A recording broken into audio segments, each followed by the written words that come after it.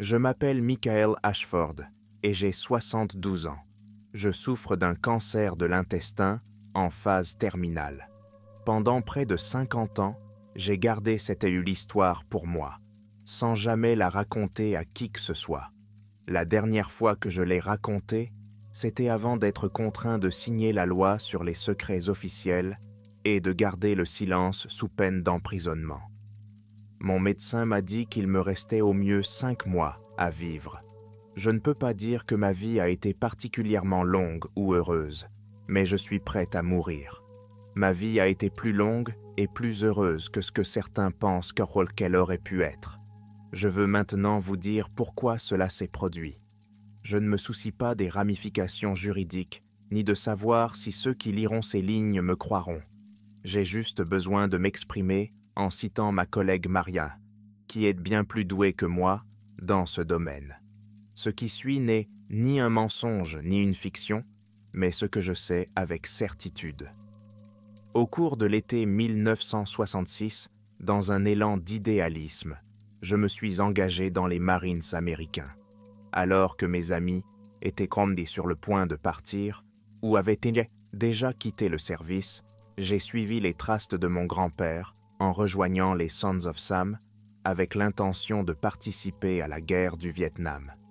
Bien que j'ai eu le choix entre plusieurs universités de la côte Est et qu'un recruteur des Marines ait tenté à plusieurs reprises de me convaincre de m'inscrire à l'école des officiers, j'ai décidé de m'engager en tant que simple soldat. J'étais déterminé à voir mon grand-père servir et à faire de mon mieux pour qu'il soit fier de moi. C'est ainsi que je me suis retrouvé à bord d'un avion de transport, C-30, à Da Nang au début de l'année 1967. Je faisais partie de la compagnie Kilo, du 3e bataillon de la 5e brigade de Marines, une unité de combat qui a infligé d'importants dégâts au Viet Cong dans les environs de Da Nang, mais qui a également subi de nombreuses pertes. L'une des premières images qui m'ont accueilli lorsque nous avons ouvert le ventre de l'avion de transport et que nous avons été soumis à une chaleur intense était celle des épais sacs mortuaires vert olive qui avaient remplacé notre cargaison. Ils étaient tous pleins. Ma première semaine sur la base s'est avérée difficile. Il était difficile de dormir à cause de l'infestation de moustiques et du grondement de l'artillerie. J'ai donc été soulagé lorsqu'on m'a confié le poste de sentinelle de nuit. J'avais besoin de quelque chose pour occuper mes pensées.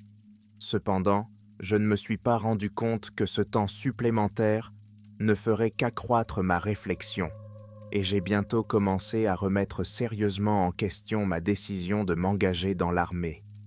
Les gars de ma section qui en étaient à leur 2e affectation parlaient de la réaction des gens chez eux. Ils nous traitaient de tueurs d'enfants nazis. L'un d'eux m'a raconté que la plus belle fille qu'il ait jamais vue portait des perles bleues et blanches, comme si elle appartenait à un monde lointain. Alors qu'il descendait la 5e avenue, dans son uniforme de combat vers minuit, j'ai remarqué une silhouette qui s'approchait et je pouvais presque distinguer les doubles barrettes sur les épaules de l'officier supérieur. Le capitaine Heidern était une légende sur la base. Avant d'entrer au service de la police de Los Angeles, il avait commandé un capitaine. Ses subordonnés le respectaient profondément. Un grand commandant de combat. Quelle belle nuit pour cela, ai-je pensé, incapable de distinguer son visage dans l'obscurité, mais entendant le sourire chaleureux de sa voix. « Oui, monsieur », ai-je murmuré avec surprise. « Ashford est un vieux nom anglais, n'est-ce pas? D'où venez-vous, marin ?» Le capitaine Heidern fait tourner dans ses mains une grosse bague en argent qui brille, à son doigt dans la pénombre. « Caroline du Nord, monsieur Hubert, est-ce que je vous connais? Ma femme y a de la famille. Nous leur rendons visite quand j'en ai le temps. En dehors de Lehigh, cela a dû être un endroit formidable pour grandir. J'ai entendu dire que la pêche y est des formidables au printemps. Merci, monsieur, mais je ne peux pas vous le dire. Mon frère et moi passions le plus clair de notre temps à chasser les écureuils avec des pistolets à air comprimé, dit-il, et je souris involontairement. Ah, sourit le capitaine Heidern, un homme comme moi avait l'habitude de chasser le cerf près de Willow Creek. Un bref silence s'ensuivit, et je sentis mes angoisses se dissiper peu à peu. L'attitude rayonnante du capitaine inspirait une réelle confiance au chef que j'appréciais de plus en plus. « Avez-vous déjà participé à une bataille à Ashford ?» demanda-t-il. « Non, monsieur, » répondis-je un peu gêné. « Je n'avais pas eu l'occasion de faire l'expérience du combat. Vous n'aurez pas longtemps à attendre, » dit-il en sortant un paquet de cigarettes Pall Mall et en m'en tendant une. « Mais vous devrez quand même attendre. Je dirige une mission de renseignement hautement confidentielle demain soir. » « Et ce n'est pas rien, sans vouloir vous offenser, soldat, » a ajouté le capitaine en tirant une bouffée de sa cigarette, et son regard s'est porté un instant sur la lune, puis sur moi. La lune semble beaucoup plus grosse dans cette partie du monde. Quelle que soit sa puissance, elle semble amplifiée, suspendue dans l'air chaud de la nuit. Continuez à faire du bon travail, marin. Vous faites honneur à K35, a-t-il poursuivi. Oui, monsieur, ai-je répondu avec une lueur d'espoir dans les yeux.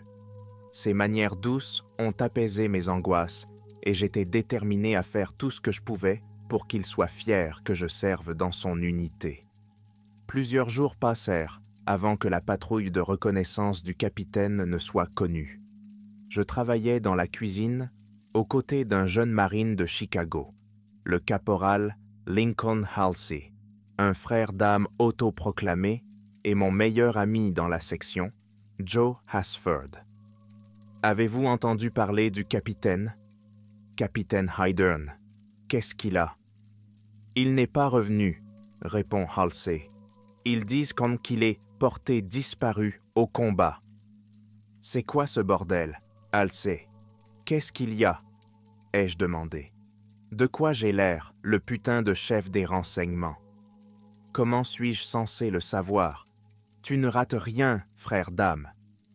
Tu es en train de me dire que c'est tout ce que tu as? A-t-il continué. Le capitaine est parti pour l'arrière-pays avec 5 espions vétérans de la CIA vers 3 heures du matin. Aucun signe d'eux depuis. Ils ont fait voler des hélicoptères autour de la région à leur recherche, mais ils n'ont trouvé personne. Bon sang, qu'est-ce que tu crois qu'il leur est arrivé? Je n'arrivais pas à croire qu'un homme aussi endurci que le capitaine puisse disparaître sans laisser de traces. Qu'est-ce qui se passe ici? Comment a-t-il pu disparaître? C'est Monsieur Charles qui les a eus. Ou bien il s'est réveillé et il est en route pour Vancouver maintenant, a ajouté quelqu'un. Monsieur Charles? Viet Cong, mon frère, tu dois respecter l'ennemi ou tu es fini. C'est pourquoi je l'ai appelé Monsieur. J'avais l'habitude d'appeler mon ennemi Monsieur, avant de le renvoyer à l'âge de pierre. Et maintenant, Shinlo est mon garçon, dit-il. Je vais m'occuper de mon voyage de retour le mois prochain. Halsey rit et sort de la tente sous le soleil brûlant de midi. Ce soir-là, plusieurs hommes sont assis dans les baraquements, s'ennuyant, mais incapables de faire face à la chaleur et à l'humidité insupportables.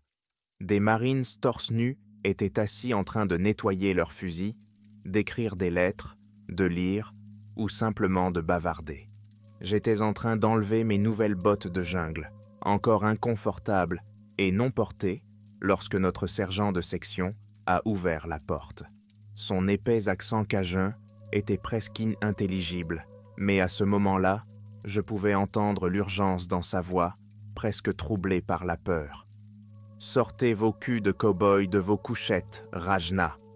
cria-t-il en pointant ses armes et en agitant ses bottes en direction des Marines. À travers la tirade inintelligible d'insultes et de malédictions, nous avons discerné un rythme incomparable qui annonçait la première mission de combat. Les visages pâlissent, les yeux s'écarquillent.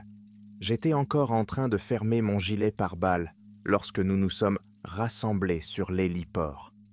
Les pales des hélicoptères ont commencé à tourner, les pilotes ont démarré les moteurs et l'air s'est rempli du ronronnement bruyant des machines. Le jeune lieutenant qui commandait notre section est arrivé, a échangé quelques mots avec un sergent de section au visage rouge et s'est tourné vers nous en criant « Marines, beaucoup d'entre vous ont peut-être entendu parler de la disparition de l'équipe de reconnaissance du capitaine Heidern il y a quelques jours, près du village de Lotran. Eh bien, j'ai de bonnes nouvelles pour vous aujourd'hui. La radio de l'équipe émet un signal. Il est faible, mais nos communicateurs le captent par flash. La personne qui transmet le signal frappe sur le combiné, essayant de transmettre le message en code morse. Il y a beaucoup d'ambiguïté dans ce qu'il dit, mais nous avons réussi à trianguler la transmission et à localiser l'endroit. Nous pensons que l'équipage est vivant. « Et si nous faisions monter ces oiseaux et ramenions nos frères à la maison ?» crie le peloton à l'unisson. « À l'atterrissage !» s'écrie le sergent Lowe, et nous avons couru vers les hélicoptères, pleins de détermination et assoiffés de vengeance. C'était étrangement inspirant de voir l'hélicoptère armé décoller, faire demi-tour et filer dans le ciel vers le soleil couchant. Après un court vol, les hélicoptères se sont regroupés dans une clairière de la jungle, puis sont descendus deux par deux pour débarquer les soldats avant de retourner à la base pour se réapprovisionner en carburant. Nous attendons que le bruit des pales en rotation s'estompe progressivement et que les broussailles, soulevées tôt par le vent, s'apaisent. Le lieutenant se lève et nous fait signe. Le peloton de 26 hommes a commencé à pousser à travers les fourrés denses. La jungle est un endroit terrible pour la nuit. La plupart des animaux qui y vivent sont nocturnes, de sorte que les nombreux hurlements et cris que l'on entend normalement pendant la journée deviennent encore plus inquiétants à la tombée de la nuit. La nuit est tombée, et lorsque la lune a percé la dense canopée, ses fragments argentés ont illuminé le quartier. Une heure après que nous ayons avancé, portant nos lourds sacs à dos, certains hommes ont commencé à regarder autour d'eux et à chuchoter. Sur le moment, je n'y ai pas prêté attention. La chaleur était insupportable et le poids du sac à dos faisait souffrir des muscles dont je ne soupçonnais même pas l'existence. Mes pensées étaient rotées quelque part au loin. La peur, la stupidité de tout cela. Soudain, un silence inquiétant s'est installé. Mon cœur s'est serré lorsque j'ai vu les visages de certains soldats, des vieillards pâles et démoniaques, mangeant leurs propres tripes et affamés. On aurait dit qu'ils venaient de sortir de leur tombe. À ce moment-là, je n'arrivais même pas à imaginer comment il pouvait y avoir un silence aussi sinistre dans une jungle aussi dense. Mais maintenant, je me suis rendu compte que ça allait être grave, et je n'aurais jamais pu imaginer à quel point cela allait être grave. Nous avancions très lentement, écoutant attentivement le bruit de nos pas, quand soudain Maria, qui marchait devant, s'est mise à crier, accompagnant son cri d'un craquement sec, alors qu'il tirait quelque chose de lourd d'un fourré d'herbe, à éléphant. En se tortillant, il s'arrêta sur une petite parcelle de terrain. Il criait avec l'accent de la Nouvelle-Angleterre. Il portait un pyjama noir et des tongs en caoutchouc qui semblaient mal fabriqués à partir de pneus de camion. Mourne Mao Souchet. La Mourne Mao Souchet, ferme ta gueule, cria quelqu'un, et la crosse d'un fusil frappa le gars sur la joue. Caporal, le jeune lieutenant s'avance. Ne manipulez pas le prisonnier. Il se tourne vers le sergent de la section et lui demande si quelqu'un dans la section parle vietnamien.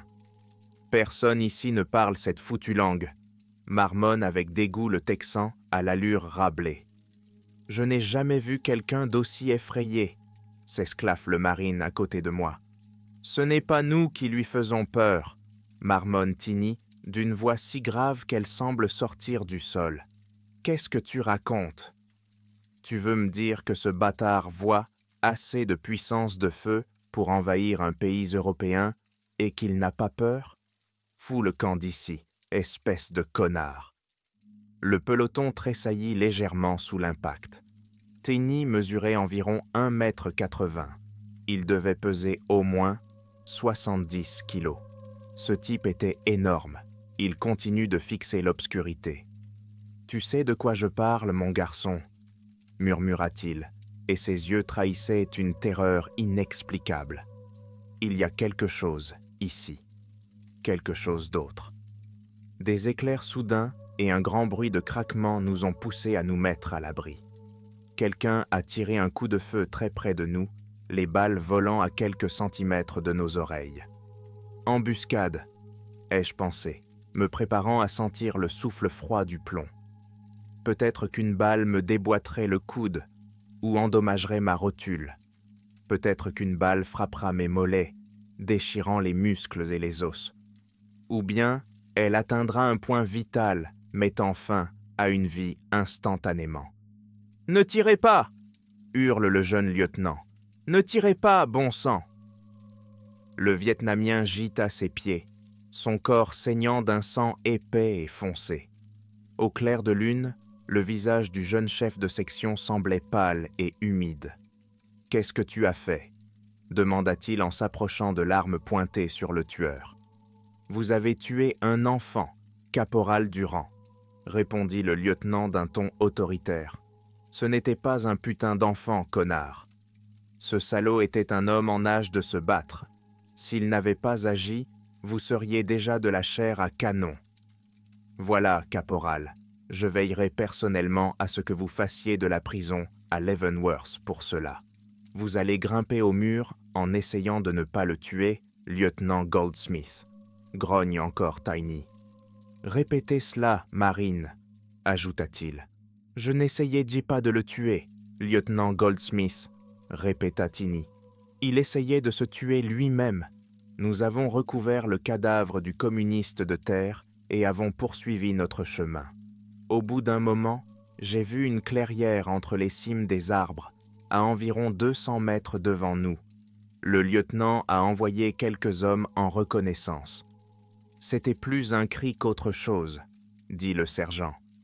Un grand Cajun se précipite en avant, se frayant un chemin en zigzagant entre les arbres.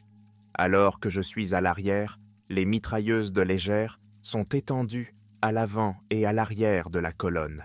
Nous nous attendions à une embuscade à tout moment. Tout Viet Cong dans la région, qui avait entendu les coups de feu qui avaient tué son camarade, était certainement prêt à se venger. Je ne sais toujours pas ce qui s'est passé entre le lieutenant et le sergent de section. Quoi qu'il en soit, ils ont conclu que nous devions poursuivre la mission, peut-être par sens du devoir, ou peut-être par sens de la survie, ou peut-être pour les deux raisons à la fois. Mais lorsque ma formation a dépassé la clairière éclairée par la lune, j'ai changé de rythme et j'ai regardé attentivement dans les hautes herbes. Je n'oublierai jamais ce que j'ai vu. Un bras arraché jusqu'au coude, couvert de caillots de sang noir. C'était un bras humain, pétrifié dans un état de rigidité cadavérique. Il tenait le récepteur d'un émetteur radio avec des jointures blanches. J'ai continué à marcher. Le dernier endroit où nous nous sommes arrêtés, avant que tout ne s'écroule, était une grotte ou un tunnel.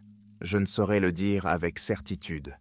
Quelques hommes ont allumé des torches, et nous avons d'abord pensé que nous étions plus en sécurité à l'intérieur, malgré les passages de plus en plus étroits. Mais lorsque l'un des combattants a commencé à montrer les motifs peu naturels du plafond de ce réseau de grottes, les gens se sont affolés. Les parties que je pouvais discerner à la lumière vacillante des torches représentaient des figures cauchemardesques, des animaux et des humains qui se tortillaient et grimaçaient. D'autres silhouettes indistinctes étaient présentes parmi eux. Les tunnels descendaient maintenant avec une incroyable raideur, et certains membres du peloton glissaient dans l'obscurité. Bon sang de bonsoir. « Tu m'as craché dessus ?» demanda quelqu'un d'une voix tremblante. « Non, mon pote, » répond un autre. « Alors pourquoi diable as-tu craché ? Ferme ta gueule !» rugit le sergent de section. Je me souviens que mes oreilles bourdonnaient comme dans le cockpit d'un avion. Je pense que nous sommes descendus pendant un long moment avant d'atteindre une énorme fissure dans la roche. Je ne suis pas géologue, mais il semblait qu'elle pouvait nous mener jusqu'au centre de la Terre. Un trou géant à travers des couches de roches épaisses. Impossible. Je sais, mais c'est ce à quoi ça ressemblait. Nous les appelions les rats des tunnels, des petits hommes filiformes nés pour ramper dans les passages étroits qu'ils creusaient dans la roche. Nous avons attendu pendant ce qui nous a semblé être une heure. Puis les voix se sont fait entendre. Au début, j'ai cru que c'était le retour des éclaireurs, car le faible murmure des voix résonnait dans les tunnels. Mais le son s'est progressivement intensifié et les voix sont devenues de plus en plus nombreuses. « Qu'est-ce que c'est que ça ?» demanda quelqu'un. D'autres marines l'entendirent également. « Il faut sortir d'ici, camarades, » dit l'un d'eux. « Il faut qu'on sorte d'ici. C'est vraiment grave, mec, » a crié un autre. On aurait dit que des centaines de milliers de personnes chuchotaient à travers les fissures. C'est la seule façon dont je peux le décrire. Le son semblait pénétrer jusqu'à mon cœur. Mes yeux se sont voilés et mon estomac s'est tordu. Certains combattants ont commencé à faire des bruits qui ressemblaient à des cris. Je ne pouvais pas comprendre ce qu'ils disaient, car la langue m'était inconnue. Je n'ai jamais rien entendu de tel depuis. Quand j'ai essayé de comprendre, je n'ai entendu que des cris. Mais il s'agissait manifestement d'êtres humains. Des 3 hommes envoyés en avant, seuls 2 ont réussi à sortir de la fissure à la lumière de nos torches. Ils avaient l'âme et l'air d'avoir perdu toute humanité à cause de la peur. Ils n'essayaient pas de parler, ils ne faisaient que halter avec des sanglots et des grognements. Et leurs yeux, Jésus-Christ, leurs yeux étaient muets comme des animaux. L'un d'eux avait une chemise déchirée, un autre était couvert de sang, mais il n'y avait pas de blessure apparente. Toute la section s'est précipitée à l'extérieur. Nous grimpions des tunnels escarpés, quelques combattants tirant des coups de fusil dans l'obscurité derrière nous. Le commandant de la section nous a crié de nous serrer les coudes, mais certains soldats l'ont complètement ignoré et ont disparu dans la jungle épaisse. Quelques-uns d'entre nous se sont blottis les uns contre les autres, prenant des positions défensives dans la brousse épaisse. Je n'ai pas bien vu le chef de section, mais les ordres me l'étaient donnés avec précision par notre sergent Kip Gerson Swivel. Kip Gerson Swivel a murmuré et s'est tourné vers notre opérateur radio pour couper les communications et demander une évacuation d'urgence. Plusieurs minutes se sont écoulées avant que nous n'entendions quelque chose ramper dans la jungle. J'ai retiré la sécurité de mon arme et je l'ai pointée vers le bruit dans l'obscurité. Mon cœur battait plus vite, les poils de mes bras et de mon cou se hérissaient. À mon grand soulagement, j'ai entendu l'un de mes camarades marines crier un nom familier qu'il a reconnu. « Davis, Davis, c'est toi ?» Les bruits de pas continuaient. Halsey saisit sa lanterne de campagne. La lanterne clignota et pendant une fraction de seconde, avant que l'attaquant ne s'élance sur Halsey et ne le déchire, je vis une image familière mais terrifiante. Tous ceux qui étaient encore avec nous ont ouvert le feu sur les silhouettes, qui se sont roulées sur le pont comme des monstres, faisant gicler du sang et des tripes sur l'herbe. Nous avons continué à tirer à l'aveugle dans l'obscurité jusqu'à ce que nous entendions le bruit des hélicoptères qui approchaient. Des branches et des épines m'ont fouetté le visage et les bras nus. Les hommes ont trébuché, sont tombés et ont été assaillis par des forces invisibles. Leurs cris profonds et gutturaux se sont transformés en crissements de lapins lorsque leurs têtes ont été arrachées. Nous avons traversé le bosquet et couru dans la clairière, éclairée par la lune, juste au moment où nous étions rattrapés. Nous avons couru vers les lumières de rouge clignotantes des baies, militaires, criant aux artilleurs aux portes d'ouvrir le feu. Ils ont refusé, se contentant de nous regarder avec horreur et confusion. « Il n'y a rien là-dedans, bon sang !» s'exclama l'un d'eux alors que nous nous entassions à l'intérieur. « Il n'y a rien là-dedans, connard !» a crié quelqu'un alors que nous faisions irruption dans le bâtiment. L'impression que nous étions sur le point de décoller dans le ciel nocturne m'a fait monter les larmes aux yeux. Dans l'obscurité et la confusion, je ne pouvais pas dire lesquels d'entre nous s'en étaient en de sortis et lesquels étaient Manpete morts, mais je me suis retourné à temps pour apercevoir la limite des arbres avant que nous ne fassions demi-tour et nous enfuyions. Après cela, j'ai été isolé à Da Nang pendant 9 jours entiers. Pendant cette période, je n'ai jamais entendu parler ou parler à une personne impliquée dans l'opération de sauvetage. 2 fois par jour, j'ai été interrogé par 2 agents de la CIA vêtus de vêtements d'été légers qui ne conviennent qu'aux plages de San Diego. Leur tenue de touriste ne faisait qu'ajouter au ridicule de la situation. À chaque interrogatoire, ils sont devenus de plus en plus hostiles, alors que je leur répétais que je ne savais rien, que je n'avais rien vu. Au bout d'un certain temps, ils m'ont ramené aux États-Unis et m'ont informé que j'allais être renvoyé honorablement du corps des Marines pour inaptitude mentale à l'exercice de mes fonctions. Je n'ai pas opposé de résistance. Lorsqu'ils ont déposé de longs papiers devant moi à Camp Pendleton et me les ont fait signer, j'ai écouté la liste des conditions de mon renvoi et n'ai montré aucune émotion à la lecture des conséquences possibles. Confiscation des biens, emprisonnement à durée indéterminée, et ainsi de suite. C'était l'embuscade Viet Cong numéro 1, la mort tragique d'un jeune Américain. C'était aussi simple que cela, mais ce n'était pas le cas pour moi. J'ai eu près de 50 ans pour réfléchir à mon séjour au Vietnam et aux événements de cette nuit d'éclat, et j'en suis arrivé à certaines conclusions. Ce sont ces conclusions, et j'utilise ce terme à dessein, car il ne s'agit certainement pas de simples théories dont j'estime devoir vous avertir. Les observations d'OVNI, Roswell, l'alunissage, tous ces films bon marché sur les martiens, les météores ou les éruptions solaires ne sont qu'une distraction. L'idée d'une vie spatiale sur d'autres planètes a tellement captivé l'imagination humaine que nous avons négligé ce qui se trouve juste sous nos pieds. Ils ne viendront pas du ciel, ils viendront d'en bas, des grottes, des cavernes et des rivières souterraines. Ils viendront pour nous et nous ne serons jamais prêts à les accueillir. Jamais. Mais cela ne m'empêche pas de dormir la nuit, ne m'empêche pas de dormir de peur, ne m'empêche pas de me réveiller couvert de sueur froide et de draps trempés. Ce n'est pas la signature de la loi sur les secrets officiels qui m'a empêché de raconter cette étonnante histoire. C'est ce que je n'arrive toujours pas à accepter après cette nuit qui m'empêche de parler.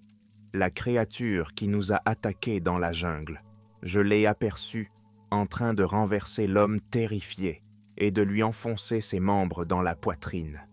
Le visage était complètement défiguré, des lèvres déchirées laissaient apparaître des dents ébréchées, et des ombres scintillaient dans les orbites vides à la faible lumière de la lanterne. Le tissu en lambeaux qui recouvrait son torse était maculé de sang séché et de boue. Mais je pouvais voir qu'il y avait quelque chose de caché dans sa poitrine. Ses poignets étaient brisés vers l'intérieur, et des os brisés, pointus et déchiquetés, sortaient des plaies ouvertes. Une fois de plus, j'ai remarqué quelque chose sur l'un de ses doigts tordus. C'était une bague de l'Université de l'État de Caroline. Sur les bouts de tissu en décomposition, un texte rouge et blanc clignotait. Pas le mal. Nous avons finalement trouvé le capitaine Heidern,